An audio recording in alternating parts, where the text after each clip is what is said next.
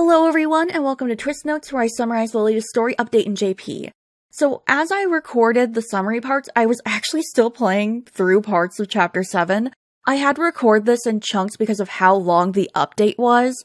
I generally write the summary as I go, so when I kept getting hit with battle maps and it was 4 in the morning, I knew I was going to have to record what I'd written so far while actively going through the battle maps. So if you hear clicking, I'm sorry for that, that's my mouse. I tried to edit it all out, but some I couldn't remove. My silent mouse unfortunately completely died on me, so all I have is this one mouse that makes noise. With those disclaimers out of the way, let's get straight into it and talk about Chapter 7, parts 295 to 237. We pick up with the gang careening through the dream corridor and then the sky of Ace's dream. The juniors try to soften the blow for everyone, and they crash land onto the beach. Ordo's missing parts but insists he's fine. He tries re-establishing contact with Styx and Idia, but there's nothing. They're still completely cut off and unsure of what to do. Sebek goes and fishes Grim out of the sand and checks up on you. Ace is like, aren't you gonna ask about us? And Sebek is like, you're fine, get up. Although before you're like, aw, Sebi being a good friend to you, he does say he's not worried about Ace and Deuce because they're strong, so thanks for the backhanded compliment, Sebek. The gang regroups and realizes Riddle isn't with them. They realize he must have fallen into the abyss, that third level after dreams falling apart. Leona talks about his time in there, saying he saw himself and had to deal with it. Silver also talks about it, saying it was seeing the very last thing he wanted to. Trey is worried that Riddle might be fighting the darkness on his own, but Sebek says that Riddle's capable and he's fine on his own. We also get an explicit explanation for the dream reset and stuff, that after beating their Overblot selves, the Housewarns are basically sent back to a previous point in, like, a reconstructed dream where they can get that happy ending. Ordo likens it to a save point. Kate then asks if the dreams go in a loop, and Ordo says that's probably what happens. Trey's still worried since if Riddle can't beat the darkness and return to that save point, he's low-key just gonna be down there forever. Leona tells him to stop worrying since there's not a lot of conclusive evidence about what happens if you don't beat the darkness. Not to mention Riddle is very strong. Trey knows this, but he also knows Riddle can be fragile at times and is worried that'll sabotage him. Ordo acknowledges Trey is super worried, but stresses that Leona's right and they can't do anything about it now. He also mentions his brother is the same way. He's extremely worried about Idia and wants to go and check on him, but he can't and he feels completely useless. Silver and the others comfort him, telling him he's an invaluable part of the team, and everything they've done would be impossible without him. They talk about anxiety. Silver goes to hold Ordo's hands, saying it helps him calm down when he's anxious, and his father taught him about it years ago. He says they'll try and figure out a game plan once they rest for a while. Hell, Leona's already gone off and is napping under a tree. But Ordo's still feeling anxious. After all, it's his first time ever without his brother and he can't connect to anything. He's terrified of losing Idia or his parents, and he starts crying. Trey tries to explain what crying is since they're all kind of surprised Ordo can, and Sebek tells him that's not helping. Trey asks Ordo if it'd be okay to touch his hair, and Ordo tells him it's a low-temperature flame so it should be fine, and Trey strokes his head saying it helps his younger siblings when they're upset. He reassures Ordo, telling him he's done a great job protecting his freshmen and that he's been fighting for a long time and doing a great job. Ordo is still kind of worried. The gang nods off and takes a nap, and honestly a kind of jarring transition. Like, the screen just flickers to black a bit, like, blinking asleep. Ordo hears his mother's voice calling out to him and telling him to wake up. He does with a start. She's not there initially, but yeah, it's revealed everyone's been napping. We hear Mama Shroud again, and she and Papa Shroud appear in hologram form. Ordo is relieved to be back in contact, and Papa Shroud tells him it was fine. In reality, it's not even been 30 minutes since they lost contact. Everyone is like, these are Ordo and Idia's parents? Ordo asks if Idia is okay, and Papa Shroud tells him that Malleus has become aware of Idia's plan and is attacking him. Silver asks what happened to Lilia, since he was supposed to be buying them time. Mama Shroud tells him that they think he's back in a deep sleep. Silver asks about Idia, and she says they've lost contact with Idia to the point trying communication just runs error logs. Kate inquires what's going on with the cheat tool, the power to control the universe, because of course Idia gave it a cringe name that is kind of his brand. But it was in the final stages of production, and there's not really any room for 1, any bugs, and 2, there hasn't been enough, sharing of data and stuff, so Mama Shroud can't literally go and just pick it up from Idia and then finish it. Idia's basically been working on the cheat tool completely on his own. Mama Shroud whips out a photo of Idia and Riddle in the way far corner while Ordo is freaking out, It's from his stream, and she says they're getting surveillance photos from Idia every few minutes so they can at least kind of see what's happening to him, but again, they can't actually contact him. Ace wants to see the photo again and points out Riddle's in the photo. Everyone's shocked to see Riddle has somehow made it into Idia's dream room. Leona guesses that Idia somehow managed to summon Riddle from his dream for some help, and it was probably a spur-of-the-moment thing. Ace says that although Riddle's strong, he gets the feeling he's pretty weak when it comes to tech stuff. Like, how is he really going to help Idia?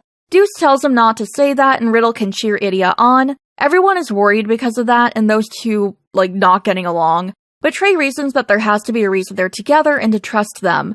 Put a pin in that because there's a funny thing about that later. But right now, all they can do is hope for the best. We jump over to Idia's stream. It repeats the thing from last time, like the dialogue repeat, which you all know, annoys the hell out of me.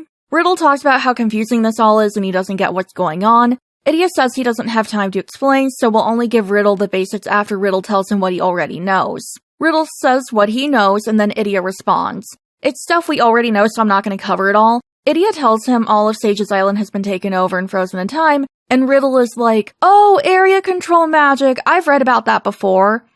They do not go anywhere with that. At all.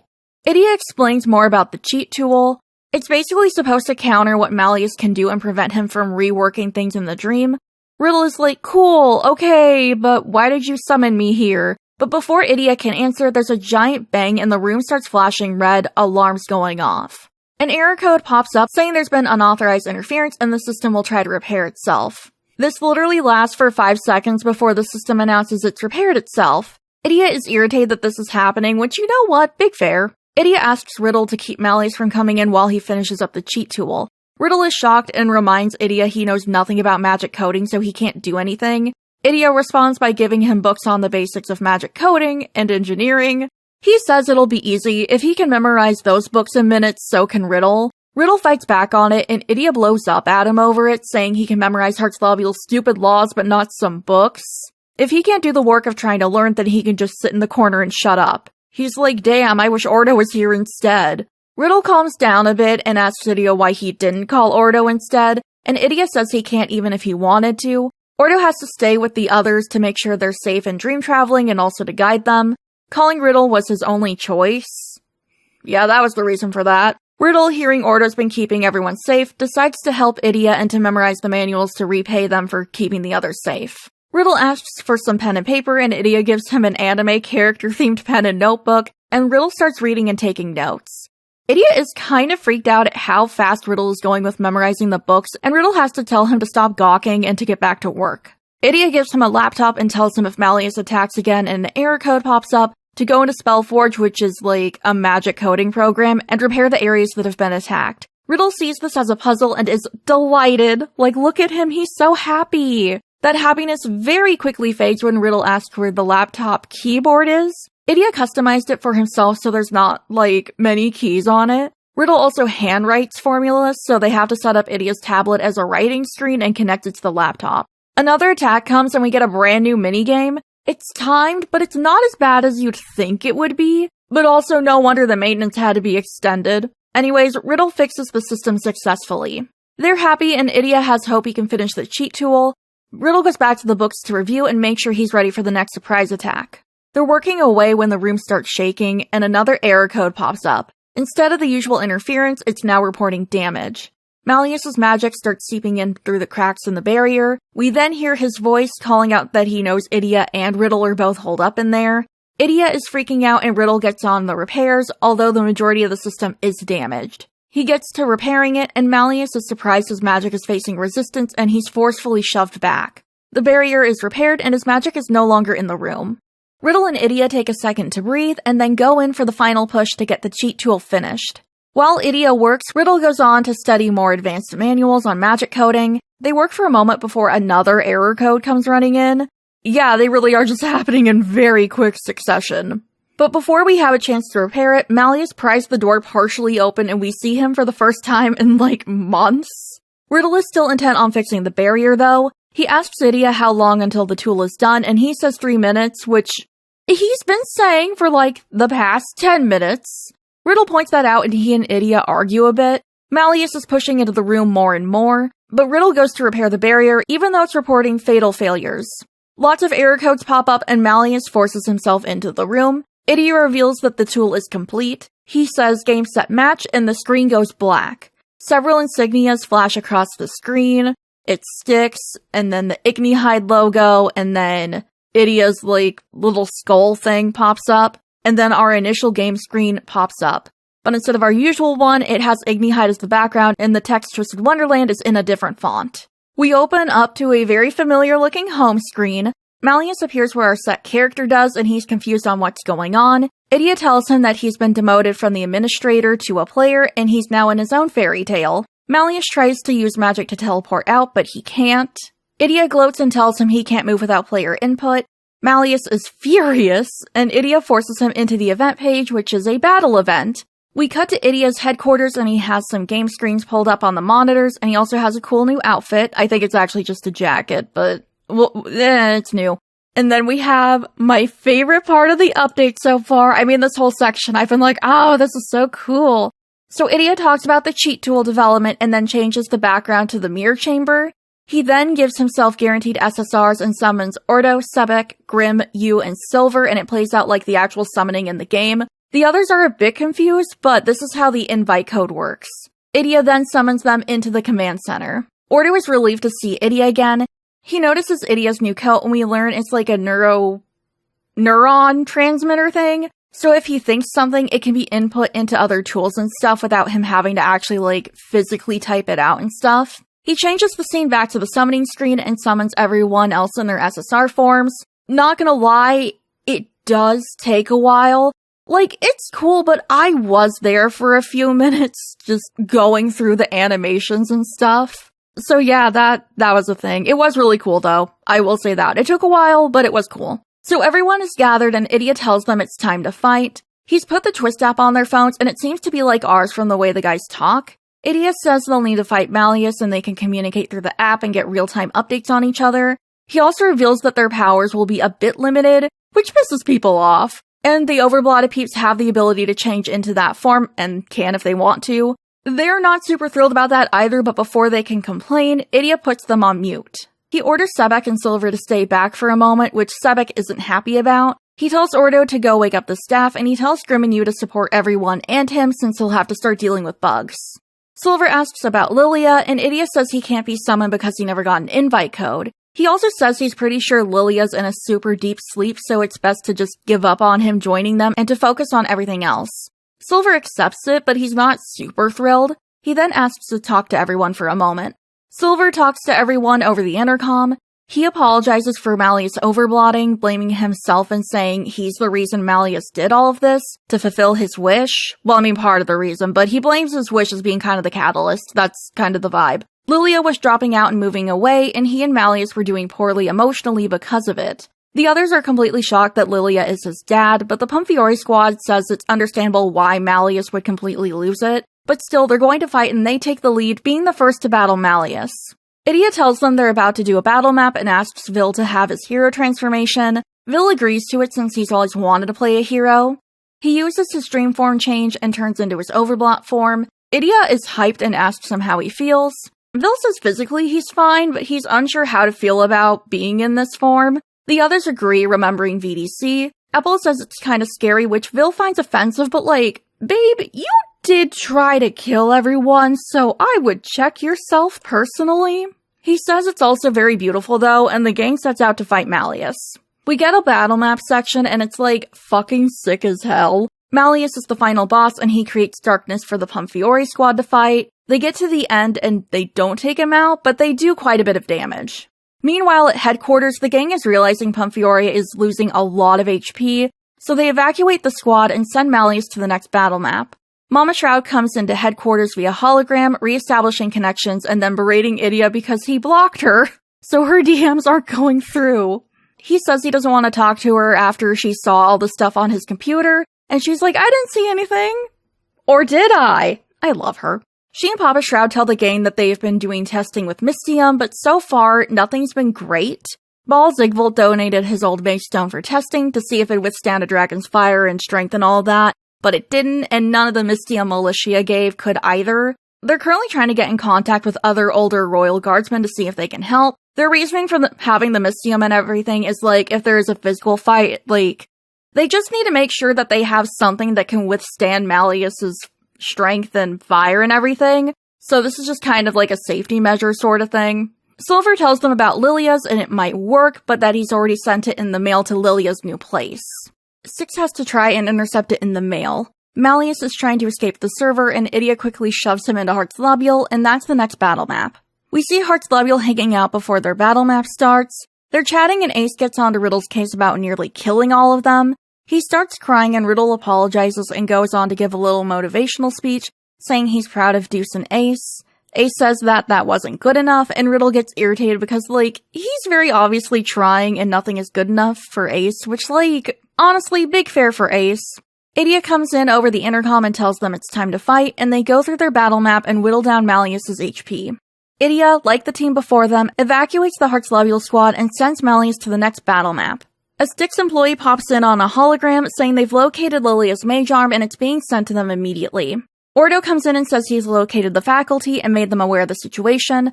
They're handling the Sage's Island locals and the other students. Sebek asks Idia why he didn't wake the staff first, and Idia tells him because they would never allow their students to fight, much less in their strong overblock forms, which, I mean, yeah, that's true. We see Octave and Elle, and it turns out that in the app, they have access to look at everyone's dreams. The trio decide to be menaces and look at each other's dreams.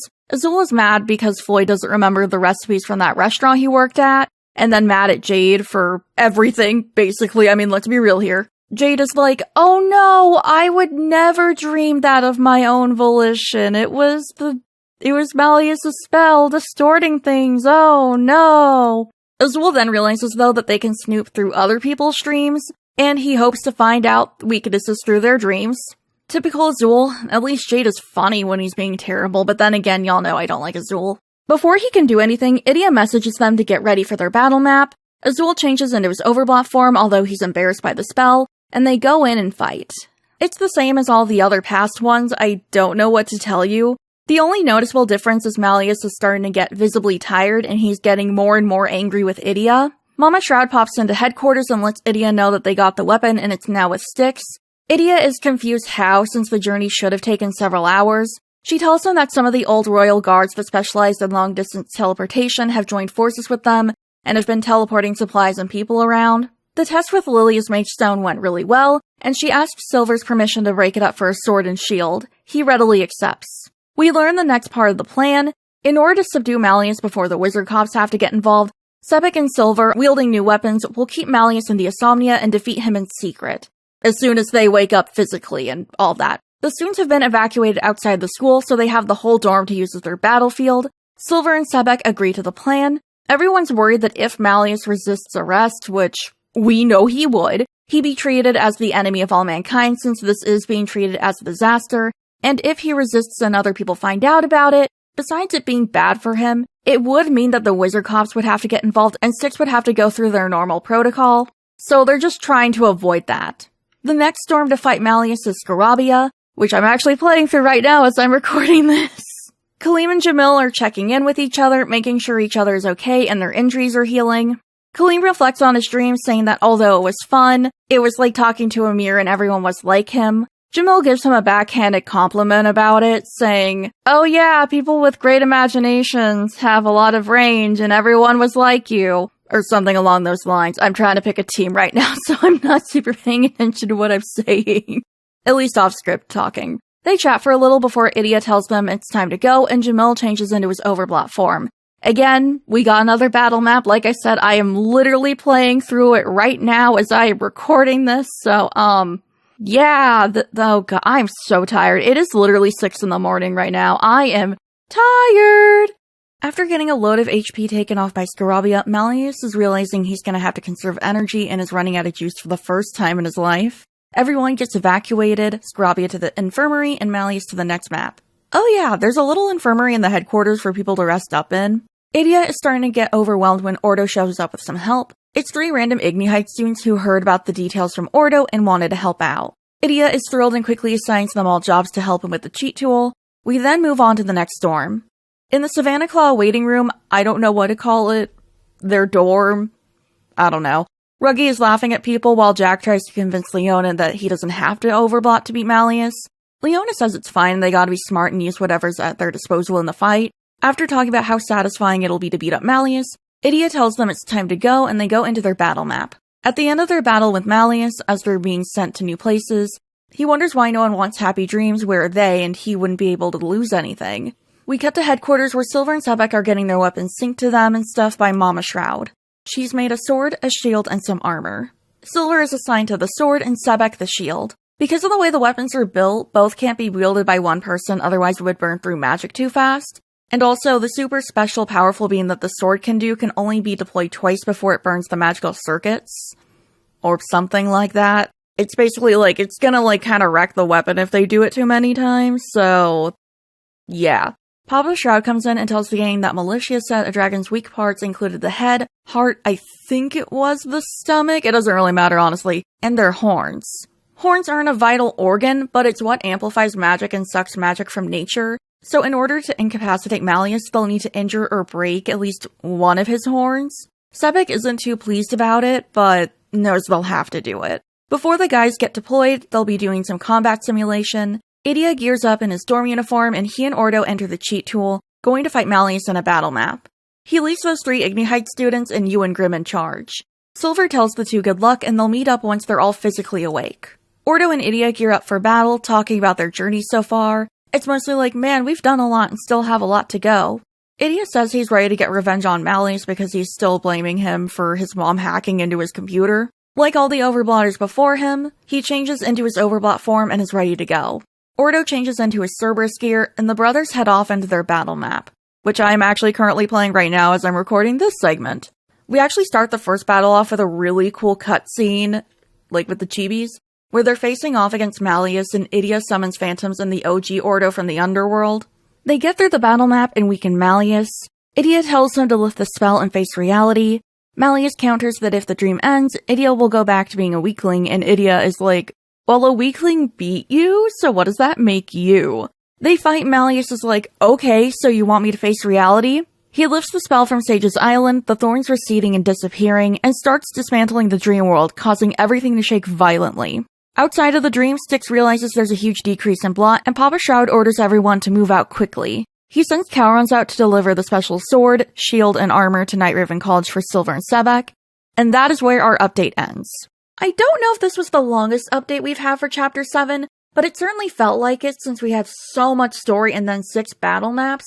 They were only 10 tiles each, but still. Whether or not this was the longest update, this was definitely the most fun I've had with the main story in months. This update was so incredibly fun and cool, and I am so excited for EN players to experience this. I don't know if it completely makes up for the past couple months, but this was amazing. I'm terrified for the next update, but I'm also really excited and hope it's just as fun as this one. Despite my initial freakout, I actually really loved the coding minigame. Man, it's kinda crazy how rejuvenated you can feel after a super good update. All the fatigue I felt with the previous updates is gone. I'm so excited to see what happens, and not because Chapter 7 is ending, but this was so fun, and I want to see how they top this. Before we leave for nap time, I want to give a huge shout out and thank you to my ladyfingers in waiting, who allow me to continue to make these videos. So thank you to Bree Starbear24, Annette, Meechgal2189, Eel, Omimi, Visa, Ukaku, Richter32, Crabjail, Yungumo, Farafo, and Yozaba Kiseki. Your support really helps, and I cannot express how much I appreciate you guys. I love you and sending you a snacky treat telepathically. Because I don't know where you guys... That would be weird if I knew where you guys lived, honestly. But anyways, thank you guys.